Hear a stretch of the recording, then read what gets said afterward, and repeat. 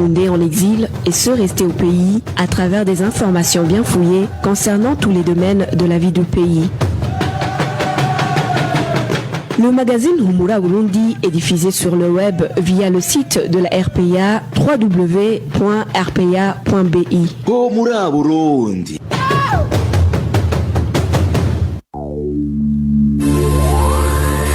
À la présentation, Inès Gakiza. Merci d'être au rendez-vous. Bonsoir et bienvenue au magazine Humura Burundi de ce mercredi 28 octobre 2020. Commençons par les principaux titres. Après 8 mois d'écoulement de la période moratoire, Gitega fixe finalement des sanctions à l'endroit de toute personne qui sera attrapée en possession des sachets non biodégradables. Mort suspecte de 4 détenus à la brigade de Gatumba. Ils ont été fusillés par les policiers il y a 2 jours. Et enfin, dans ce magazine, nous reviendrons sur le recensement général des fonctionnaires d'État en cours. Un recensement qui cause polémique. Tout de suite, le développement de ces titres. Encore une fois, bonsoir et bienvenue. Commençons par la page sécurité. 4 personnes détenues au cachot de la brigade Gatumba ont été tuées, fusillées par des policiers lundi dernier. Les circonstances de leur mort suscitent des interrogations, même si la police indique que ces personnes ont été abattues alors qu'ils tentaient de désarmer un officier de la police judiciaire. Emmanuel Nyungeko pour plus de détails.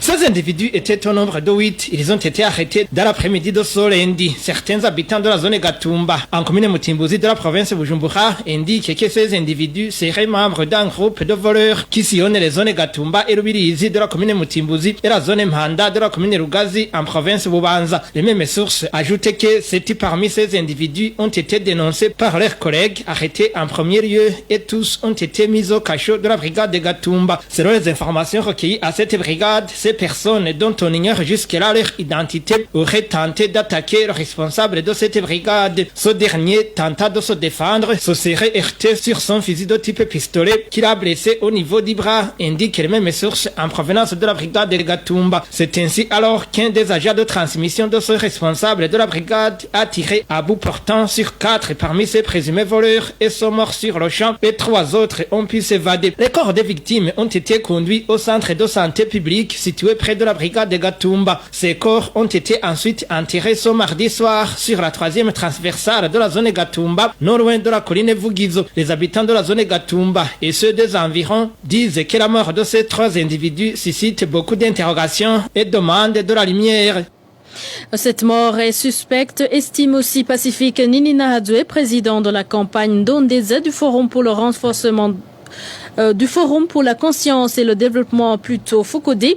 Les informations en sa possession affirment que le policier responsable de leur mort les a exécutés couchés à terre. Le fait d'enterrer hâtivement ces morts en dit long, déclare Pacifique Nininaadwe. Ici, il y a un certain nombre de questions à se poser. La première, mais pourquoi le chef de poste de Gatumba a décidé de mener un interrogatoire tard dans la nuit jusqu'à minuit et en étant seul? Ceci me paraît bizarre. Deuxièmement, c'est le fait qu'un policier aux alentours arrive à tirer pendant la nuit sur des fugitifs et arrive en même temps à tirer et à tuer 4 personnes en train de s'enfuir. C'est vrai qu'il existe des experts, des tireurs d'élite qui peuvent faire cela, mais ce n'est pas courant qu'une seule personne pendant la nuit puisse tirer et atteindre 4 personnes en train de s'enfuir. Ici, il y a alors lieu de demander une enquête sérieuse. Selon les informations que nous avions obtenues, c'est que les personnes tuées ont été couchées à terre en bas du cachot de Gatumba et que les balles ont été tirées dans les têtes des victimes. Ceci aurait pu être bien vérifié si les familles avaient eu accès aux cadavres. Alors ici, il va se poser une 3e question, mais pourquoi les autorités burundaises ont-ils décidé d'enterrer en catimini les personnes tuées, alors que les familles étaient d'ailleurs en train de réclamer les cadavres des leurs? Il se trouve que selon les informations que nous avons obtenues, certains membres des familles étaient au centre de santé de Gatumba, communément appelé Kudiareta, en train de demander qu'on leur montre les cadavres de leurs. Mais les Imbonerakure ont enterré dans la soirée les personnes tuées sans les familles et sans que les familles aient pu voir les cadavres des personnes tuées. Mais que cache la police de Gatumba, que cachent les autorités burundaises? C'était Pacifique Nininahadzo, président de la campagne Ndondeza. Et parlant toujours droits de l'homme, persistance de la pénurie de nourriture dans des prisons du Burundi. Les informations en provenance de ces maisons carcérales révèlent que quand ils sont servis, ils ne reçoivent qu'une seule catégorie de nourriture et en quantité insuffisante. Le point c'est avec Vicky Chris Ninhelet. Les informations que nous avons pu recueillir concernent deux des prisons que compte le Burundi. La première est celle de Rumonge. Après une semaine sans nourriture, les détenus ont pu pousser un ouf de soulagement, si petit soit-il. En effet, cette prison a été approvisionnée en haricots uniquement. Néanmoins, les prisonniers se lamentent du fait que leur ration a été réduite de moitié, passant de 350 à 175 grammes par jour. À la prison de Ruyigi, les détenus sont désespérés. La désolation y est totale car ils viennent de passer 2 jours sans rien à mettre sous la dent. Même le peu de farine qu'ils avaient reçu le 18 courant n'a duré que le temps de la rosée. Tous les stocks sont épuisés depuis ce lundi 26 octobre. Pour le moment, les détenus ne savent plus où donner de la tête et craignent de mourir de faim si rien n'est fait pour remédier à cette situation. À ce propos, la rédaction de la RPA a essayé de joindre Gervais Hadjayandi, directeur général des affaires pénitentiaires, mais son téléphone sonnait sans que personne ne décroche. Merci à toi Vicky Chris Ninhelet. Test de grossesse obligatoire à toute fille élève au lycée communal de Gasogwe en province Muyinga.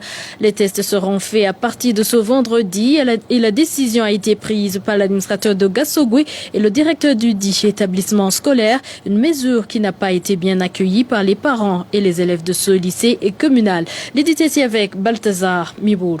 Cette décision qui ordonne toutes les filles élèves au lycée communal de Gasogwe de faire le test de grossesse afin de voir s'ils ne sont pas enceintes a été prise par le directeur de ce lycée, Révérien Dizugwange, en collaboration avec l'administrateur communal de Gasogwe. C'était lors d'une réunion avec les parents des élèves en date du 18 octobre 2020. Cette autorité ont dit à ses parents que cette mesure devrait être mise en application vendredi le 30 octobre.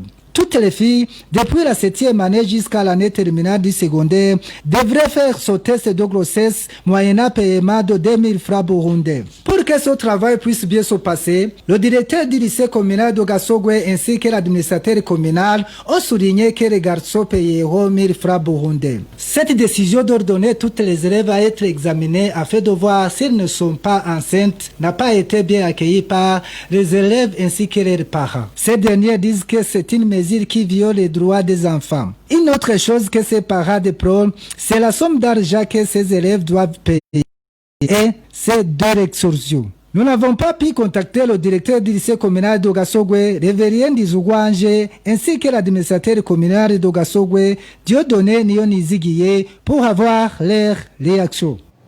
Merci à toi aussi Balthazar Mibourou et les informations qui viennent de nous parvenir font savoir que le directeur provincial de l'enseignement à Muyinga, Blaise Pascal Misago, a suspendu cette décision citée en conclusion d'une réunion tenue ce mercredi avec le directeur de ce lycée, l'administrateur de Gasogwe ainsi que les parents des élèves de la dite école.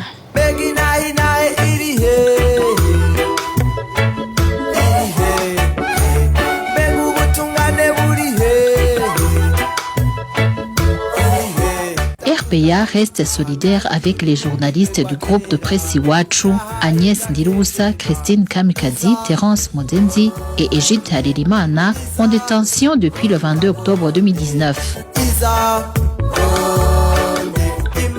Ils ne sont victimes que de leur métier de journaliste.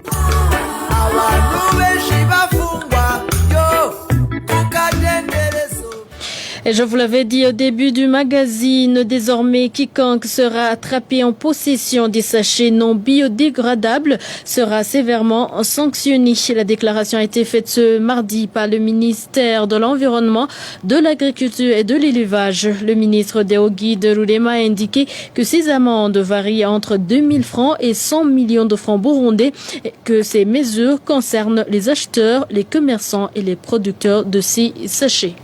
Quiconque fabrique des sacs, des sachets, des bouteilles et flacons en plastique interdits est puni d'une amende de 50 millions à 100 millions de francs. Quiconque importe des sacs et sachets, des bouteilles et flacons en plastique interdits est puni d'une amende de 25 millions à 50 millions de francs burundais.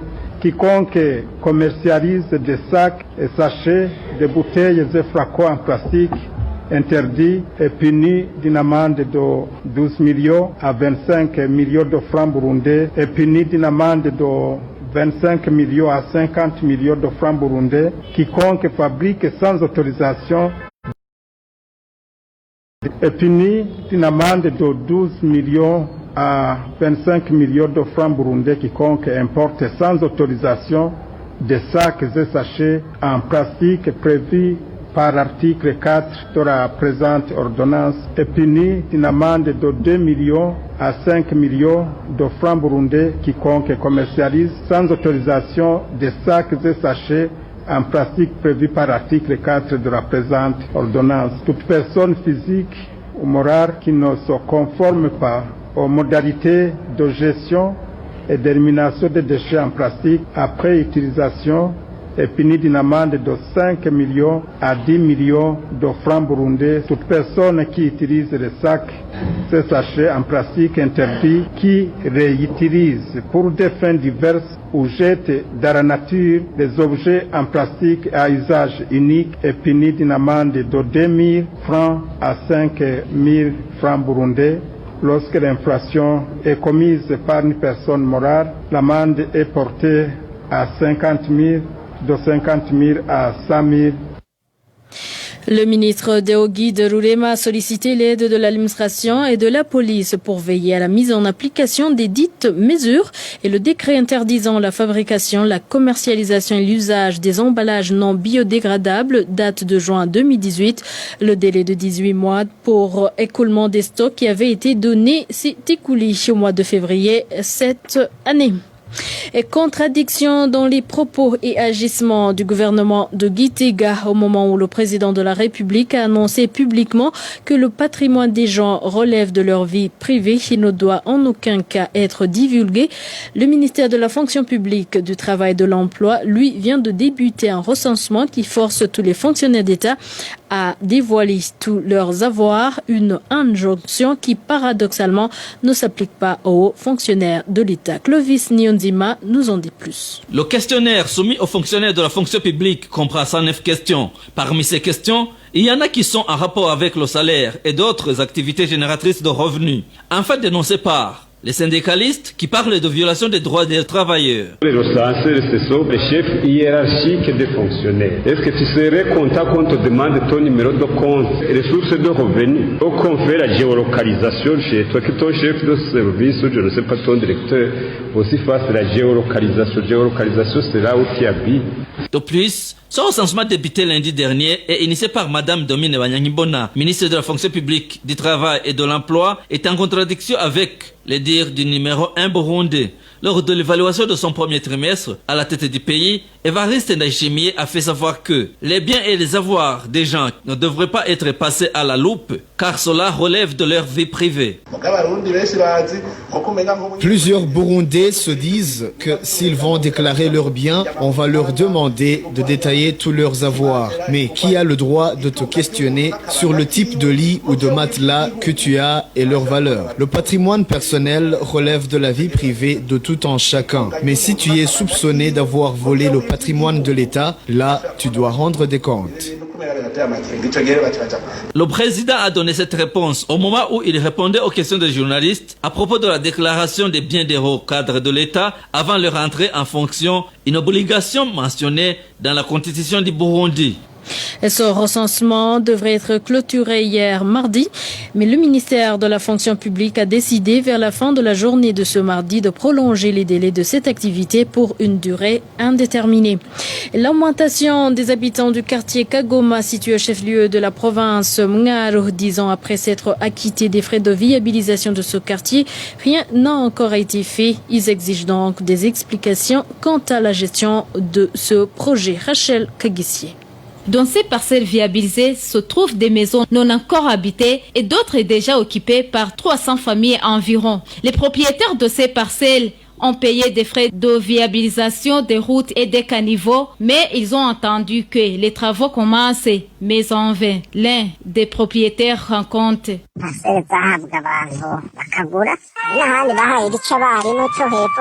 Certaines parcelles ont été achetées et d'autres ont été données aux enseignants. Le quartier est habité par des personnes de diverses catégories.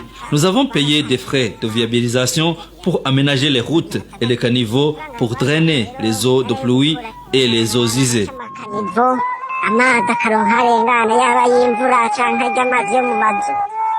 Pendant cette saison pluvieuse, les maisons se trouvant dans ces parcelles sont menacées par l'érosion à cause de l'absence des caniveaux.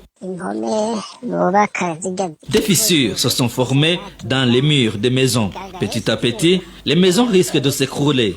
Certaines se sont déjà écroulées. Les propriétaires de ces parcelles lancent encore une fois une alerte aux autorités habilitées de leur venir en aide dans les brefs délais et viabiliser ce quartier.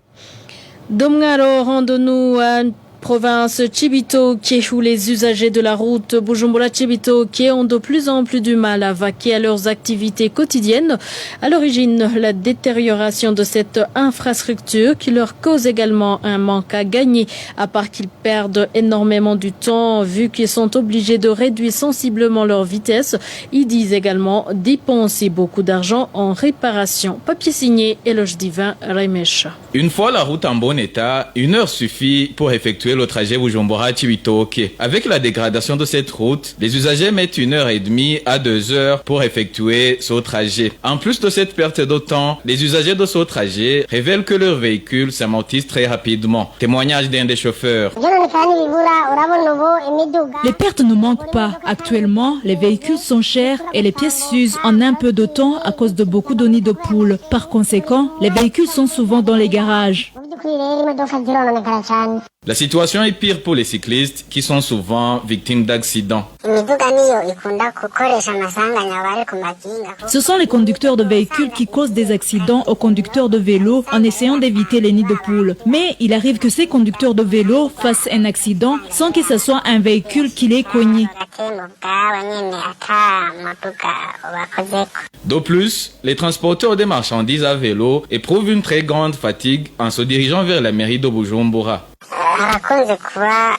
Il s'observe beaucoup de gens qui exercent le métier de transport des marchandises vers Bujumbura. Les marchandises transportées vers Bujumbura sont par exemple les maniocs, les bananes et les ananas. Et suite à ce mauvais état de la route, il leur est difficile d'effectuer aisément leurs activités car ils se fatiguent et mettent beaucoup de temps pour arriver à destination. Suite au mauvais état de cette route, certaines marchandises parviennent à Bujumbura déjà endommagées, tel est le cas des œufs. Certains usagers de cette route préfèrent contourner par l'axe Rugombo, Ndora, Bubanza, Bujumbura. Retrouvez les différentes productions de la RPA sur Facebook, YouTube, Twitter et sur www.rpa.bi. Et avant de clore ce magazine parlant des informations concernant les réfugiés burundais, Gloriose est une réfugiée burundaise qui vend des combustibles fabriqués à l'aide des particules de charbon et de la terre à Nakivale. C'est une catégorie de combustibles rares dans ce camp de réfugiés situé au sud-ouest de l'Ouganda. Émile Nibasumba. Elle mélange des particules de charbon, de la terre et de l'eau pour fabriquer des combustibles à vendre. Elle dépense 60 000 shillings pour 2 sacs de particules de charbon. Gloriose Gendakumana donne la forme d'une petite brique à son mélange pour ensuite l'exposer au soleil. Il y a de nombreux clients dans le camp de Nakivale. Elle dit qu'elle vend par jour des combustibles coûtant entre 10 et 15 000 shillings. Elle précise que ça lui permet d'acheter de la bouillie pour les enfants, du sucre, des amarantes, du sel, etc. Cette Burundaise de 46 ans indique que le rendement n'est pas bon pendant la saison pluvieuse. Ici, elle dit que quand il y a du soleil, ça prend 3 jours pour sécher et l'on peut cuisiner avec. Mais quand il pleut, ces combustibles peuvent sécher au bout de 5 ou 6 jours. Elle dit que c'est parmi les défis auxquels elle fait face. Ces combustibles sont rares pendant la saison pluvieuse, explique-t-elle. Elle indique également que son capital a diminué au fur du temps. Cette réfugiée burundaise de Nakival demande aux bienfaiteurs une assistance financière pour accroître son capital. Émile Nibasumba, et voilà, c'est pas ton reportage que nous mettons point final au magazine Humura Burundi de ce mercredi 28 octobre 2020. Merci pour votre fidélité, merci à toute l'équipe rédactionnelle, merci également à Fabrice Ndimurukundo et Steve Niungeko pour leur bonne collaboration technique. Au micro, vous étiez avec Inès Kekiza et excellente soirée chez vous.